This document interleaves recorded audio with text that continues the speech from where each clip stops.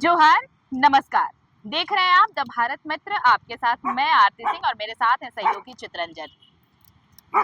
आज हम भी बाहर बैठे हैं और थोड़ा अच्छा फील कर रहे हैं क्योंकि धूप जो है वो थोड़ी खिली है ज्यादा, तो ठंड थोड़ी कम हो रही है। लेकिन दावोस में सर्दी बहुत ज्यादा है। जी हाँ।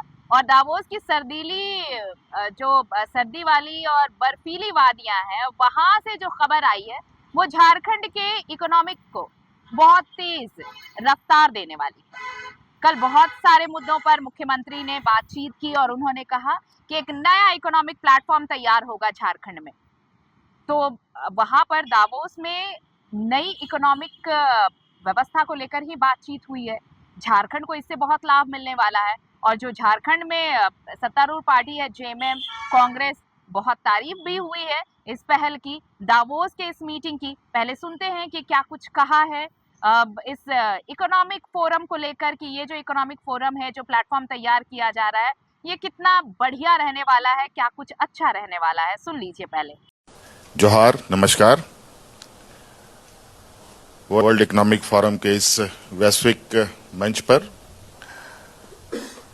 मैं अपने भारत से आए हुए सभी मुख्यमंत्री, केंद्रीय मंत्री और डिप्टी सीएम का हार्दिक अभिनंदन करता हूं और आप सभी, विशेषकर सीआईआई और भारत सरकार का मैं धन्यवाद देना चाहता हूं जो मुझे पहली बार यहां आने का मौका मिला और एक बहुत बेहतरीन अनुभव के साथ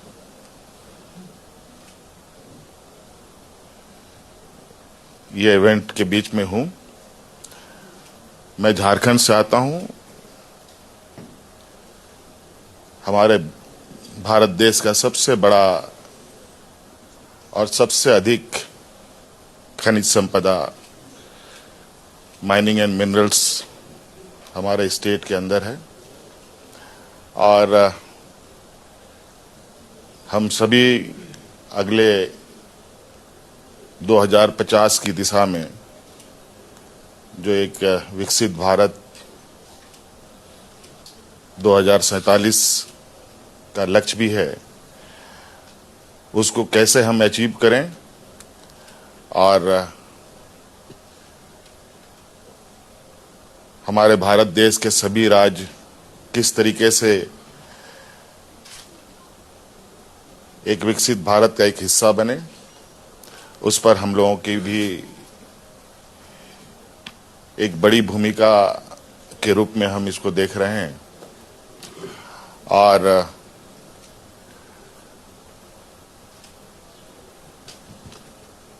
जो यहाँ का थीम है उसके अनुरूप आने वाले 2050 का एक रूपरेखा हम बनाने के प्रयास में हैं, जहां आज हम ग्रीन एनर्जी की बात करते हैं। इस कड़ी में लगभग हम लोगों ने एक बड़ा कदम भी उठा रखा है। अभी लगभग 95% हम लोग अपने राज्य में ग्रीन एनर्जी के साथ आगे बढ़ रहे हैं और कई ऐसे आयाम हैं जहां अभी हमें करने की आवश्यकता है और इसी को एक्सप्लोर और यहाँ के जितने भी सरकारें हैं, निवेशक हैं,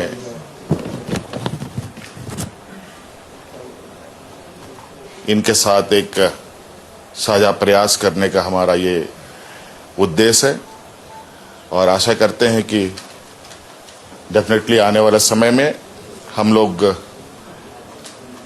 जो एक विकसित भारत और हमारे राज्य का जो 2050 का लक्ष्य है उसको प्राप्त करने में आज ये मंच हमारे लिए बहुत बड़ा सहयोगी होगा। बहुत तो सुन लिया आपने। और लेकिन एक तरफ मुख्यमंत्री वहां पर गए हैं तो बहुत सारी चीजें ये कही गई हैं कि झारखंड की इकोनॉमिक है वो बहुत, उसकी तस्वीर बदलेगी। चितरंजन, ये दावोस दौरा जो है ये झारखंड के लिए बहुत कुछ लेकर आने वाला है।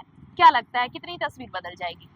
बिल्कुल क्योंकि देखिए, ये पहला, मेरा सवाल इसलिए है क्योंकि ये पहला मौका तो है नहीं कि बाहर मुख्यमंत्री गए हैं और ये कहा हो कि इकोनॉमिक प्लेटफॉर्म बहुत बड़ा मिलने वाला है झारखंड को। बिल्कुल देखिए, लेकिन पहली बार ऐसा हुआ कि जब सिर्फ एक मुख्यमंत्री या फिर मुख्यमंत्री का प्रतिनिधिमंडल सिर्फ विदेश दौरा पर नहीं गया हो, बल्कि इनके साथ चैम्बर के भी प्रतिनिधिमंडल पहली बार जो है राज्य के चैम्बर के प्रतिनिधिमंडल जो है वो विदेश दौरे पर गए हैं। देखिए, इससे पहले भी कई फोरम पे जो है निवेशक कैसे झारखंड में आए, इसको लेकर चर्चा की गई है। उसको लेकर कई तरीके के सवाल भी पहले भी उठे। एक बार फिर से मुख्यमंत्री हेमंत सोरेन की ये कोशिश है कि कैसे जो है विदेश से निवेशक जो है वो राज्य में आए और राज्य के लोगों को कैसे रोजगार मिले, राज्य की आर्थिक स्थिति कैसे सुधार, क्योंकि राज्य की झारखंड का की जो पहचान है वो मिनरल से पहचान होती है, लेकिन इससे हटकर अब हम आईटी के सेक्टर में आए, एआई के सेक्टर में, क्योंकि आने वाला जो दौर है वो एआई का, तो एआई के दौर में हम कैसे अपने आप को स्थापित कर, क्योंकि जब भी आईटी और एआई टेक्नोलॉजी की बात होती है आपके जहन में बेंगलुरु, नोएडा ये सब शहर आपके जहन में आते हैं। तो देखिए, क्योंकि आने वाला दौर पूरा एआई का है, इसलिए मुख्यमंत्री हेमंत सोरेन के पहल की नहीं, मिनरल तो हमारे पास बहुत ही है, वो तो हमारा है ही, इसको कोई हमसे छीन नहीं सकता, ना ही कोई कहीं से ले जा सकता। ये हमारे पास है, तो लोगों को हमारे पास आना होगा। लेकिन जो हमारे पास नहीं, हमारे पास क्या नहीं, हमारे पास टेक्नोलॉजी हब नहीं, हम वो मार्केट नहीं दे पा रहे, वो हब हम नहीं दे पा रहे, जिससे इंटरनेशनल जो कंपनियां हैं, क्योंकि आने वाला दौर एआई का है, तो वो सारी एआई वाली कंपनियां जो है वो झारखंड में आए, ताकि झारखंड में रोजगार भी बढ़े, हम टेक्नोलॉजी में भी आगे बढ़े और टेक्नोलॉजी के साथ कदम से कदम बढ़ाकर झारखंड चले। ये पहले। चलिए, तो ये इतनी कोशिशें हो रही हैं कि झारखंड सिर्फ मिनरल ही क्यों, बाकी सेक्टर में भी आगे रहे और जो झारखंड की पहचान है उसमें कुछ और, उसकी आइडेंटिटी कुछ और के लिए भी हो। जैसे यहाँ पर सही कहा कि एक आईटी हब की भी जरूरत है और एआई का दौर शुरू हो गया है भाई, तो झारखंड क्यों पीछे रहे। बहुत सारी चीजें हैं और बहुत सारी आपने कल की बहुत सारी तस्वीर भी देखी होगी, वो तस्वीर इस वक्त हम अपने स्क्रीन पर दिखा रहे हैं। लेकिन इसके अलावा अब आते हैं इसके दूसरे पहलू पर। मुख्यमंत्री दावोस में है, पूरी टीम दावोस में है, चैम्बर भी दावोस में है, एक नया प्लेटफॉर्म तैयार करने की कोशिश की जा रही है कि इकोनॉमिक फोरम पर झारखंड एक नई पहचान बना सके। लेकिन विपक्ष मुख्यमंत्री को निशाने पर ले रहा है। विपक्ष ने सीधे सीधे ये आरोप लगाया है कि आप विदेशों से कारोबार लाने की कोशिश कर रहे हैं, लेकिन क्या कारोबारियों के लिए यहाँ पर सुरक्षित माहौल है? पहले नेता प्रतिपक्ष के सोशल हैंडल पर एक तस्वीर डाली गई है, एक पोस्ट डाला गया है, वो मैं आपको दिखाती हूँ। ये देखिए, बाबूलाल मरांडी का ये पोस्ट है और ये वो पोस्ट है हजारीबाग के बड़का गांव का, और उन्होंने लिखा है कि हेमंत सोरेन झारखंड नहीं संभाल पा रहे और विदेश गए हैं पूंजीपतियों को रिझाने, जनता के पैसों से विदेश की सैर कर लीजिए, लेकिन झारखंड में व्याप्त जंगल राज अब सतह पर आ चुका है। हजारीबाग के बड़का गांव प्रखंड में गोंदुलपारा खनन परियोजना के लिए प्रदूषण नियंत्रण बोर्ड की जन सुनवाई के दौरान पुलिस के सामने नकाबपोश गुंडों द्वारा महिलाओं पर लाठियां बरसाई जा रही हैं, धारदार हथियार से हमला किया जा रहा है, लेकिन हमारा पुलिस प्रशासन पटाखे छोड़ने और वसूली करने में व्यस्त है। झारखंड ने ऐसा नकारा, निकम्मा, भ्रष्ट मुख्यमंत्री आज तक नहीं देखा, और ये कहा है नेता प्रतिपक्ष ने। ये तस्वीर जो अपलोड की है, देखिए, जो अज्ञानी लोग हैं ना, वही सवाल उठाएंगे। क्योंकि माननीय मुख्यमंत्री हैं, पहला तो ये लोकप्रियता बढ़ी है माननीय मुख्यमंत्री हेमंत सोरेन जी की, उससे बेचैन हो गए हैं हमारे विरोधी। 25 साल हो गए झारखंड को, लेकिन ये पहला मौका मिला कि विदेश की धरती पर एक आदिवासी का बेटा जाकर जय जोहार कर रहा है, तो परेशानी वहाँ है।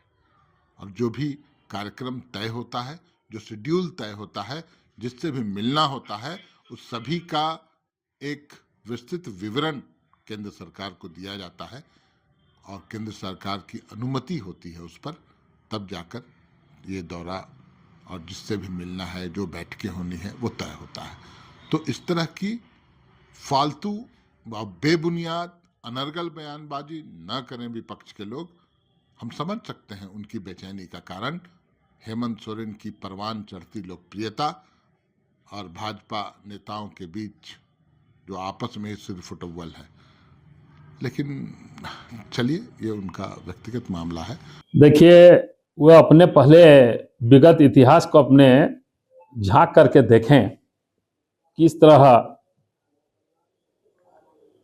यहाँ निवेश के लिए एक से एक उद्योगपतियों को बुला करके हाथे उड़ाने का काम किया, लेकिन क्या फलाफल हुआ वो अपने कार्यकाल को देखें। माननीय मुख्यमंत्री जी विदेश में गए हैं और उन्होंने झारखंड के जो मिनरल्स हैं, माइंस है,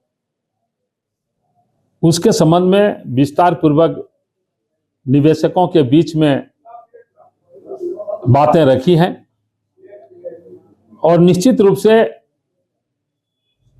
माननीय मुख्यमंत्री का विदेश यात्रा बहुत ही सार्थक और झारखंड के हित में होगा और यहाँ जरूर निवेशकर्ता आएंगे। इनका जो भी कार्यक्रम रहा विदेश का, अभी तक के जितने भी लोग गए हैं, मेरे विचार से सबसे जितने भी डेलीगेशन गए हैं विदेश में विभिन्न वर्ष में विभिन्न कामों के लिए, ये सबसे राज्य के हित में बेहतर होगा। ये वीडियो अपलोड करते हुए बड़का गांव की ये तस्वीर है, इसे अपलोड किया है और ये सारी बातें लिखी हैं। और सिर्फ यही नहीं है, आप देखिए जमशेदपुर से जो लापता है कैरब गांधी, उनका भी अब तक सुराग नहीं मिल पाया। वो भी समझिए कि स्मॉल इंडस्ट्रीज जो हैं एसोसिएशन, उनके वो अध्यक्ष हैं, उनके पिता, और वो वहां पर अगर कारोबारियों को अगर सही सुरक्षा और वो सुरक्षित माहौल अगर आप नहीं दे पा रहे हैं तो सवाल तो उठेंगे, और यही सवाल विपक्ष उठा रहा है। चित्रंजन, बिल्कुल, देखिए लगातार, क्योंकि विपक्ष लगातार सवाल उठा रहा है कि हम विदेश गए हैं निवेशक बुलाने के लिए, लेकिन राज्य जो आपके पास जो निवेशक है, जो बिजनेसमैन है, जो व्यवसायिक घराने, जो व्यवसाय करने वाले, हम उनको कितनी सुरक्षा दे पा रहे। देखिए ये, क्योंकि अभी हाल के दिनों में ही बिहार का चुनाव खत्म हुआ, तो बिहार के चुनाव में मैं बिहार में था, तो देखिए वहाँ के लोगों से जब बातचीत हो रही थी तो बोला कि देखिए ऐसा नहीं कि बिहार में लोगों की कमी, काम करने वालों की कमी है, ना पढ़े लिखे लोगों की कमी है जो कंपनियां चला सकते हैं, ना जो हार्ड वर्क करने वाले लोगों की कमी है, क्योंकि देश भर में जाकर बिहार के लोग काम करते हैं, लेकिन बिहार में इसलिए बड़ी कंपनियां और विदेश के निवेशक नहीं आते क्योंकि बिहार में वो माहौल हम नहीं दे पाते। बिहार की जो छवि है वो गुंडा राज और ये वाली छवि जो लालू के समय की, तो वो छवि से अब तक बिहार बाहर नहीं निकल पाए। देखिए कोई भी छवि आपको अच्छी छवि बनाने में वर्षों का समय लगता है, लेकिन उसे खराब करने में एक कार्यकाल ही, किसी के भी सरकार का एक कार्यकाल काफी है, तो उससे वो बाहर बिहार नहीं, जिसके कारण वहाँ पे रोजगार की कमी।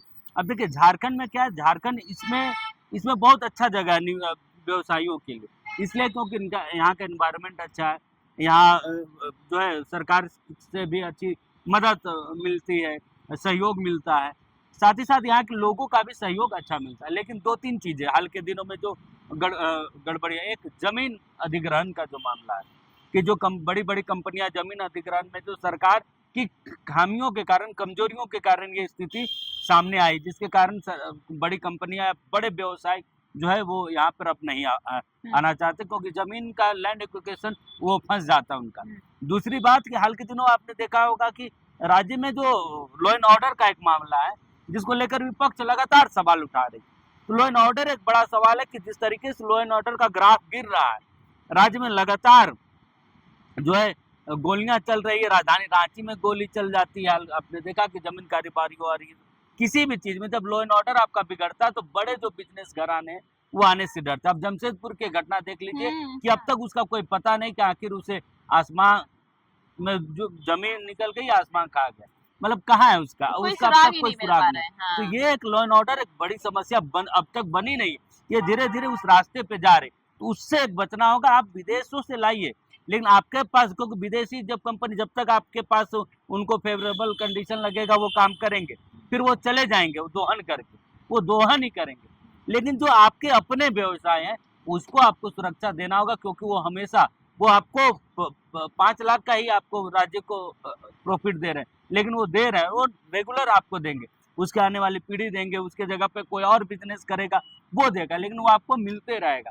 लेकिन विदेशी कंपनियां, बड़ी कंपनियां आएंगे, जब तक उनके फायदे के लिए राजे तब तक करेंगे, वो फिर चल लॉस होगा, 1 महीने भी लॉस होगा, 2 महीने लॉस होगा, फिर वो चले जाएंगे, लगेगा कि अब झारखंड में प्रभु चल। लेकिन जो आपका अपना है उसको भी आपको बचाने की जरूरत है। और देखिए मुख्यमंत्री की अच्छी पहल है, और देखिए अच्छी पहल में आपको राज्य का भी जो लॉ एंड ऑर्डर है उसको बना के रखना है। चलिए, तो ये कुल मिलाकर ये है कि अगर इसमें लेकिन वो क्योंकि और एक जिक्र किया जा रहा है मुख्यमंत्री के विदेश दौरे का, आप देखेंगे कि मुख्यमंत्री के विदेश दौरे को लेकर खासकर सोशल मीडिया में उनके कपड़े का जिक्र किया जाता है, क्योंकि ना सिर्फ मुख्यमंत्री हेमंत सोरेन बल्कि देश के प्रधानमंत्री के भी कपड़े का जिक्र सोशल मीडिया में लगातार, खासकर विपक्ष भी उन पर सवाल कि इतने पैसे के वो कपड़े पहनते हैं। लेकिन अब वो प्रधानमंत्री मोदी से अब ट्रांसफर होकर वो मुख्यमंत्री हेमंत सोरेन पर आया, और सोशल मीडिया में उनके कपड़ों का, पैसे का जिक्र जरूर किया जा रहा है कि वो, क्योंकि एक जैकेट ही नहीं बल्कि इससे पहले विदेश दौरे में, कोई भी विदेश आप पर हम भी कहीं घूमने जाते हैं तो बहुत सारे कपड़े लेके जाते हैं, क्या अलग है। अब भाई राज्य के मुखिया हैं हाँ। तो वो भी अलग अलग बैठकों में अलग अलग कपड़े नहीं, पहन ये कर जा रहे हैं। चित्रंजन इसलिए इसका जिक्र कर रहे हैं क्योंकि मुख्यमंत्री का एक जैकेट खूब वायरल हो रहा है, उन्होंने जो बिल्कुल। पहना है दावोस में, उसकी दरअसल वो प्राइस उसकी कीमत 2.5 लाख रुपए बताई जा रही है। तो 2.5 लाख रुपए का जो जैकेट उन्होंने पहना है, भाई वो झारखंड के मुख्यमंत्री हैं, उसे लेकर भी बहुत सोशल और वो कमेंट्स। जिस हाँ, जगह पे गए हैं क्योंकि वो झारखंड को रिप्रेजेंट करने गए हैं, देखिए इसके 2 पहलू, एक क्योंकि हर चीज के हम 2 पहलू 250 होते के हैं, कपड़े में खुश है। हर चीज के 2 पहलू। अब जिस झारखंड जगह की पे ये दावोस स्थिति है। गए हैं, वो विदेश गए हैं, तो विदेश में झारखंड की छवि की, भैया झारखंड गरीब राज्य नहीं है, झारखंड में बहुत मिनरल्स आ रही है, झारखंड के मिनरल से पूरा देश चलता है, तो झारखंड के लोग भी गरीब नहीं है।